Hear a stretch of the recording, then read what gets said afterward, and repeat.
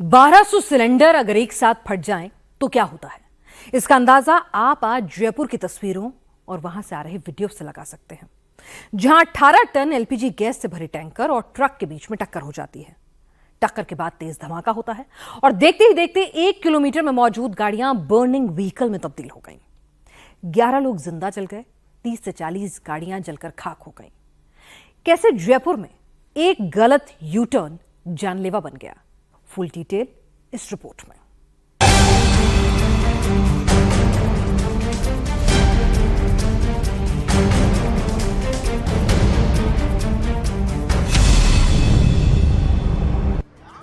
जयपुर की सुबह आग वाली रही। जयपुर के लोगों की नींद धमाके के साथ खुली। अजमेर रोड पर एलपीजी गैस से भरे टैंकर में अचानक ब्लास्ट हो गया। धमाके की आवाज आधे जयपुर को सुनाई दी और फिर हर तरफ आग के गोले नजर आने लगे।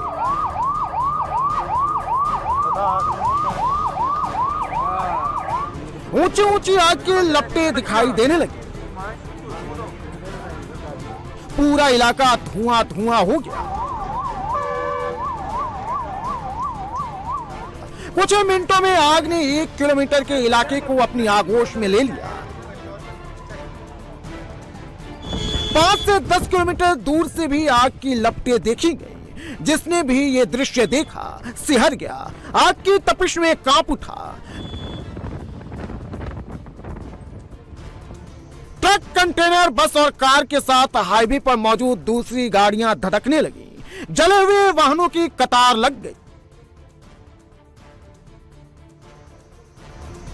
जयपुर अजमेर एक्सप्रेसवे पर जबरदस्त हादसा हुआ है। ये वो हाईवे है, आप देखिए यहाँ पर इस यू टर्न करते वक्त एलपीजी का टैंकर और ट्रक के बीच में जब टकराव हुआ तो उसके बाद ब्लास्ट हो गया और उसके बाद जबरदस्त आग लगी, जिसमें लगभग 20 से 25 वाहन आग की चपेट में आ गए। ये दो गाड़ियाँ आप देखिए, ये एलपीजी का टैंकर है और ये ट्रक है। 1, 2 ये दो गाड़ियाँ जो हैं वो जली हुई हैं। पीछे लगभग 3 से 4 गाड़ियाँ जली हुई हैं। अब आगे की स्थिति मैं आपको दिखाता हूँ।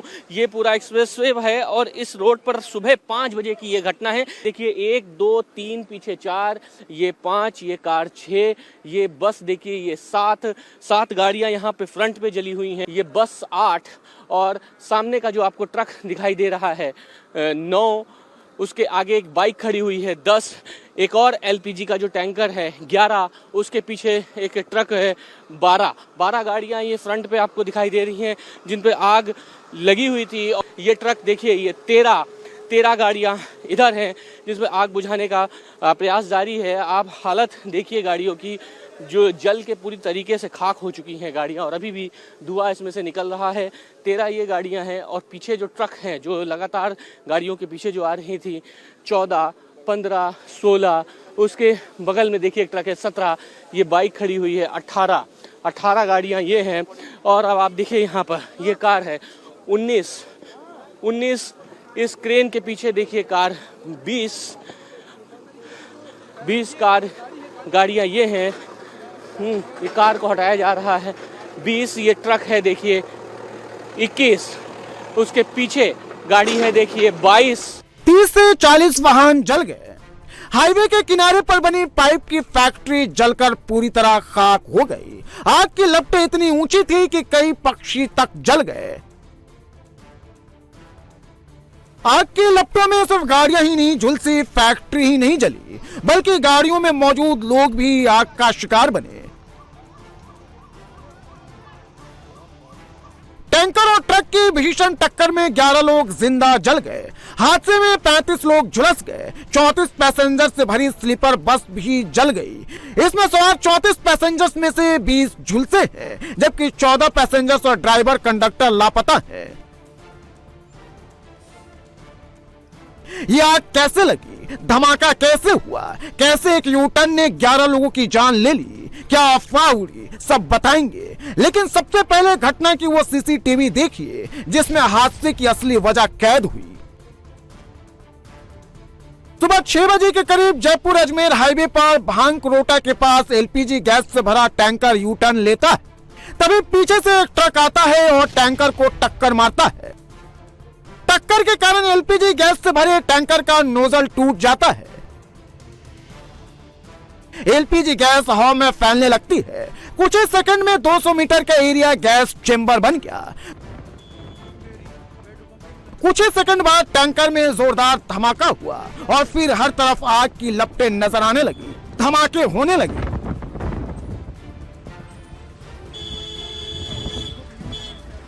तरफ जाने वाला ये जो रास्ता है, इससे यू टर्न लेते हुए ये जो पीछे आप टैंकर देख रहे हैं, एलपीजी का टैंकर है। एलपीजी का टैंकर ही यहाँ से यू टर्न ले रहा था और पीछे से ये जो ट्रक जो खड़ा हुआ है इसने हिट किया। जिस वक्त टकराव हुआ दोनों में तो इसके जो तमाम नीचे जो नोजल्स लगे हुए हैं आप देखिए एलपीजी के, वो टूट के यहाँ पे गिर गए और उसके बाद इस गैस का रिसाव हुआ। चूंकि टक्कर इतनी ज्यादा तेज थी जिससे आग लगी और इस गैस के रिसाव ने ही आग को भयावह रूप दे दिया। जब आग लगी तब जबरदस्त ब्लास्ट हुआ और इस गाड़ी के आसपास जो गाड़ियां थी उस गाड़ियों में आग लगी। और उसके बाद ये जो पीछे जो आप ट्रक देख रहे हैं, ट्रक में केमिकल भरा हुआ टैंकर रखा हुआ था, कपड़े रखे हुए थे, ब्लैंकेट्स रखे हुए थे, उसमें आग पकड़ी और उस ट्रैक्टर की वजह से पीछे तमाम गाड़ियों ने आग की चपेट में उसको ले लिया और उसके बाद आग बढ़ती ही गई। आग के गोले की तरह गाड़ियां तब्दील हो गई। जो सवारी वाली जो बस थी वो पूरी तरीके से जल के खाक हो गई। हादसा कितना बड़ा था उसका अंदाजा आप इस आंकड़े से लगा सकते हैं।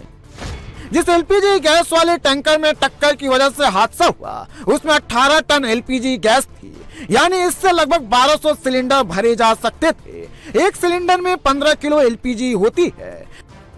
टैंकर में धमाके के बाद आग इतनी तेजी से फैली कि 30 से 40 गाड़ियां आग की चपेट में आ गईं। इन गाड़ियों में बैठे लोगों को बाहर निकलने तक का मौका नहीं मिला। टैंकर के पीछे चल रही एक स्लीपर बस में भी आग लग गई।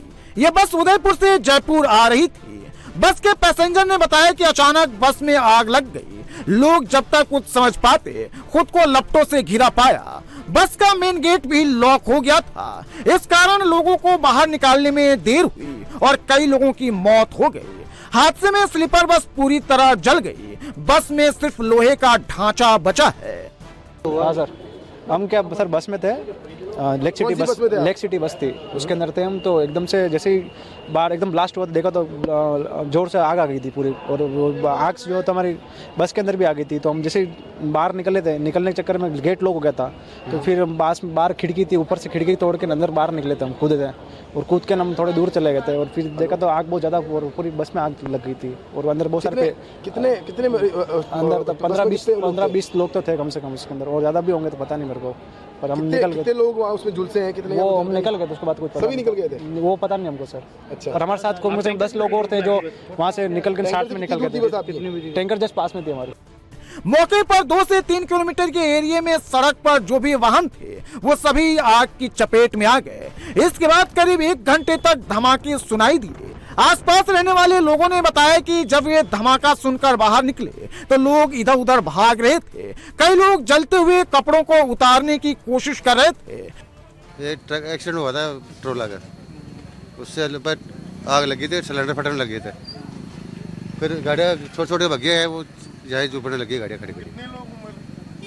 3 लोग तो जुबते हुए यहाँ गए थे रोड, यहाँ पर गाड़ियों में से नहीं लगे। 3 तो बलते हुए आ गए थे, पर उनको एम्बुलेंस लेके गई थी और 5:45 बजे तक यहाँ तक पकड़ ली थी आग। यहाँ से मैं गाड़ी लेके भगा 5:45 बजे। मैं उस दौरान पहुंचा था, पूरा हाईवे लगभग आधे से पौन किलोमीटर दूर में पूरा हाईवे जल रहा था, जिसके अंदर आप देख रहे हैं यहाँ पे लगभग 25 से 30 ट्रक जल चुके हैं। तो उस दौरान जब मैं आया था एकदम आग का बहुत बड़ा मंजर था। 40 ट्रक की बात आ रही है, 27 तो मैंने काउंट किए हैं। जी बिल्कुल, आपके सामने है। यहाँ पे अभी पूरी रूप से तो हमने इसकी गिनती नहीं करी, लेकिन 30 के ऊपर ही यहाँ पे ट्रक और ये बस और छोटी मोटी कार वगैरह बाइक्स वगैरह जल चुकी है। मैंने देखा लोग बसों के अंदर बैठे हुए थे, भाग रहे थे, कपड़े जले हुए थे। निश्चित रूप से, क्योंकि सुबह का समय था, हो सकता है कुछ लोग अंदर स्लीपर वगैरह में सो रहे होंगे। जब आग लगी कुछ अपने आप को संभाल नहीं पाएंगे, जो जैसे थे संभल पाए निकल के भाग गए। कुछ लोग इसमें जिंदा भी जल गए। आग लगने के बाद हाईवे बंद कर दिया गया। धमाके के बाद गैस फैलने से रेस्क्यू में काफी परेशानी भी आई। 30 से ज्यादा दमकल की गाड़ियां मौके पर पहुंची। फायर ब्रिगेड की टीमें वाटर कैनन से आग बुझाने में जुट गईं। तस्वीरें देखकर ही आप अंदाजा लगा सकते हैं कि आग कितनी भयानक होगी। कई घंटों की मशक्कत के बाद आग पर काबू पाया गया। हादसा और भी भयावह रूप ले सकता था। क्योंकि जिस जगह पर यह दुर्घटना हुई उसके पास एक स्कूल भी था, जबकि करीब 100 मीटर दूर गेल की कच्चे तेल की पाइपलाइन भी थी। हादसा कितना विभत्स था, इसका अंदाजा आप इन तस्वीरों से लगा सकते हैं। आग लगने के कारण जिंदा जले लोगों को रेस्क्यू टीम ने बड़ी मुश्किल से बाहर निकाला। जिस ट्रक ने टैंकर को टक्कर मारी उसमें से रेस्क्यू टीम ने बड़ी मशक्कत के बाद ड्राइवर की बॉडी निकाली।